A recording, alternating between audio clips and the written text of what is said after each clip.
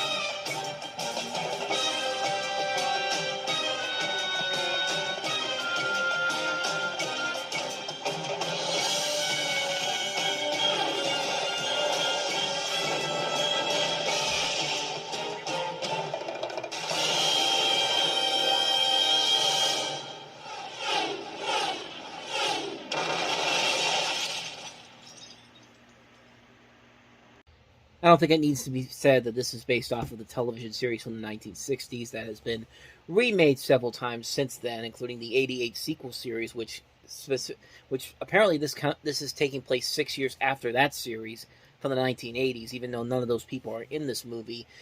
And this is one of many attempts they tried to do to make this movie. They've had several people involved in it, including Sidney Pollack, who Tom Cruise worked with in The Firm, Steven Sicilian, David Coep, Robert Towne. And eventually it came down to Brian De Palma coming in here. And Brian De Palma, 9 years prior to this, made a great film out of The Untouchables. So you figure he could probably do the same thing with Mission Impossible. And he did for the most part. I won't say it's a great movie per se, but it's weird that Mission Impossible and the Fast and the Furious movies kind of had the same track in terms of films that come after each other. The first movie were pretty enjoyable movies.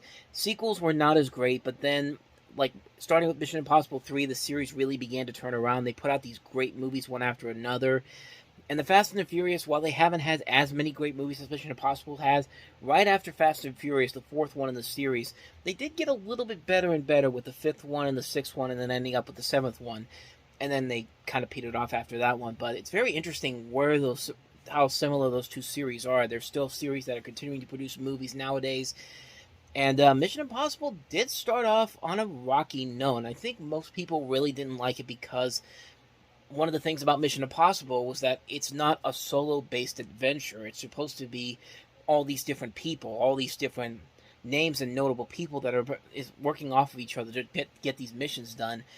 And in this movie, they kill off most of those people early on. So the whole movie, it's basically just Tom Cruise leading the charge, and that was a complaint for a lot of people when this movie, and especially the second one, came out.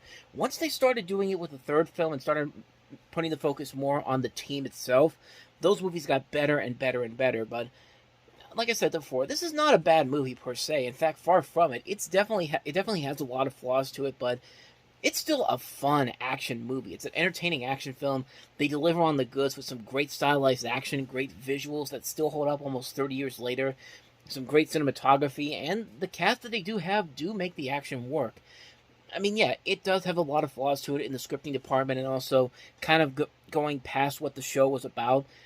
It has a lot of flaws that keeps it from making it one of the best action movies ever made, but there's definitely enough there to make the first Mission Impossible a good, fun action movie to check out and start the franchise on the right track. Even though, like I said, second one was a bigger hit, but it wasn't a better movie.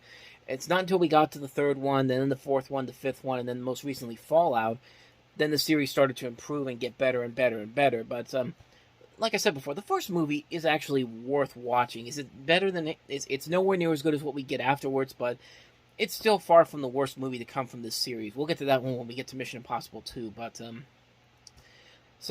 yeah, that's pretty much all I got for you on that one. That's Mission Impossible, the first one. Let's go ahead and move on to the next movie, and that is Leslie Nielsen in the spoof comedy Spy Hard.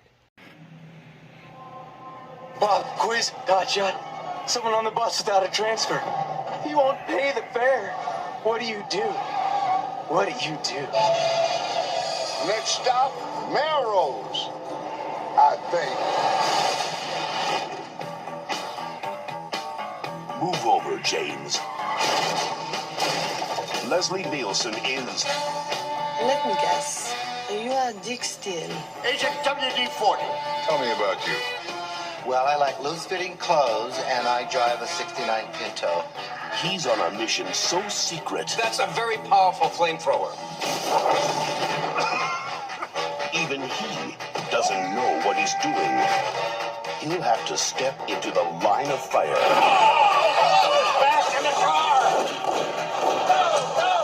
In the year's biggest cliffhanger. To rid the world of Andy Griffith. I'm back, big as life and twice as ugly. Hollywood Pictures presents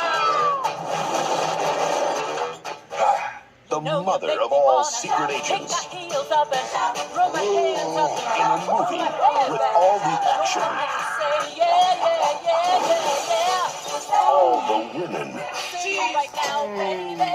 and half the intelligence. I have decided I love you. But what about my father?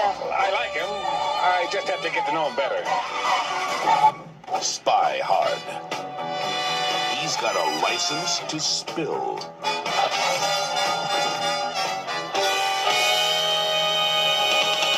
Would you believe that this is made by the same team that gave us the masterpieces of shit that are Meet the Spartans, Disaster Movie, and basically those spoof movies from the late 2000s that really are not as what they claim to be.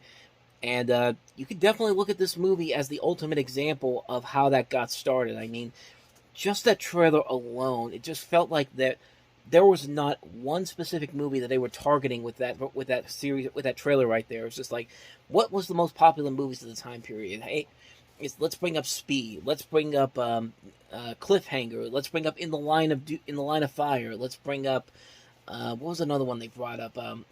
James Bond, like Mission Impossible. Like they just threw everything at the wall and was just like, hey, is anything sticking here? Nope, just keep throwing at it. And they thought they could get away with it because they had Leslie Nielsen there. And you know what? Leslie Nielsen can make some of these movies funny.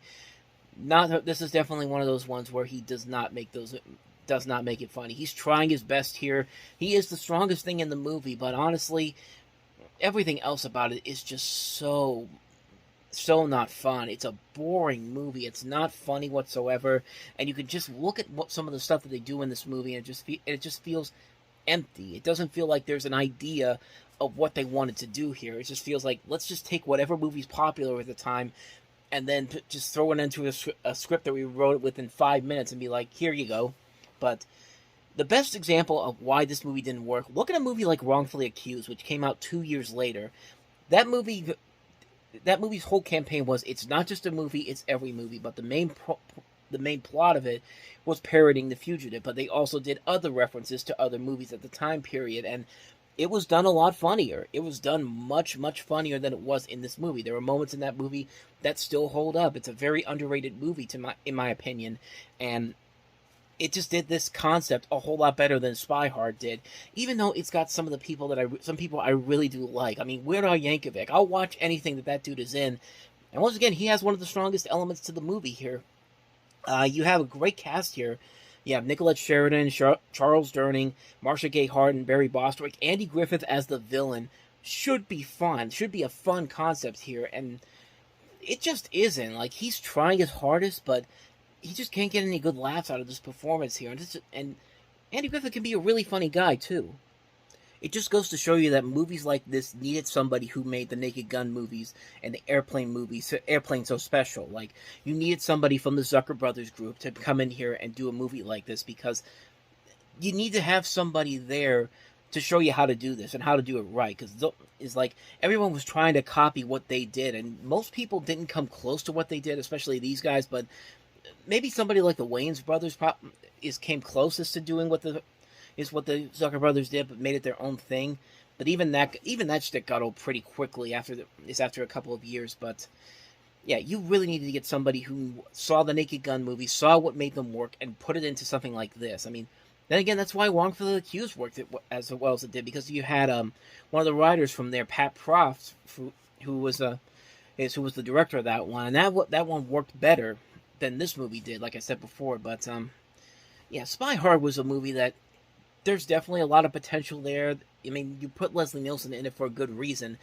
Like I said, he's the strongest thing about the movie, but other than that, though, it just doesn't work. It's a film that's not really funny. It's not that creative. It's not that intriguing. It's just not a good film at all. It's a real disappointment of a film, to say the least. So that is Spy Hard. Let's move on to the last movie that we have here, which is A Modern Affair. So you're gonna wait for Mr. Perfect to show up and then he's gonna make it happen? What about just a nice guy? Sure, yeah, nice guy. You know, who's single, who's straight, who's disease-free, who's under 50. Okay. You can't stay because I have to go to my other job tomorrow. Cryogenetics. Can't have you squander any of those precious bodily fluids. No, we can't. Yes, we're a sperm bank. No. No, I won't even start. Oh, good day at the office. You're just missing one thing. I am not going to a sperm bank. This is a movie called A Modern Affair, obviously.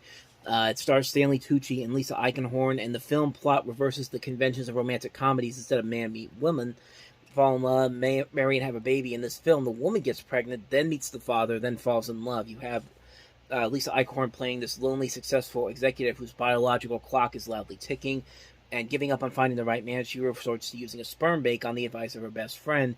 And soon she's pregnant, but she becomes curious at who the father is. And she eventually finds this nature photographer played by Stanley Tucci, and they end up having a relationship together. And it's really, judging from this concept alone, I mean, it already kicks the crap out of the last time they made a comedy out of a sperm bank, which was Frozen Assets, which is a film that was notoriously known as one of the worst comedies ever made. It had Corbin Burnson and Shelley Long in it. Came out in '92, and I don't really remember if I actually covered that one or not, but if I didn't, probably for a good reason, because that movie was not that very good from the stuff that I saw from it. But this definitely looks like it's a lot better. I haven't seen this movie, so I can't really say if that to be true or not. But it certainly does have some promise to it. I mean, Stanley Tucci usually is very good in most of the stuff he's in, so I really don't doubt that he's not bad that he is not bad in this movie. I think he probably gives a good performance in here. But like I said, I haven't seen this movie, so I don't really know if it's good or not. But, yeah, really, that's pretty much all I have here on that one. So that's A Modern Affair. And so on that note, we wrap up this edition of Time About the Movies. When we meet, we'll wrap May 1996 up with 4 movies, including Dennis Quaid and Sean Connery in Dragonheart, Whoopi Goldberg and Eddie, Charlie Sheen in The Arrival, and also The Man with a Plan. 4 movies to look at next time. We'll dive into those on the next episode. But until then, thank you very much for watching, and if you want to see more videos like this, please hit the playlist on the next page, check out the previous episode, and I'll see you guys tomorrow for another episode. So thank you very much for watching. I'll see you next time, and until then, as always, take care.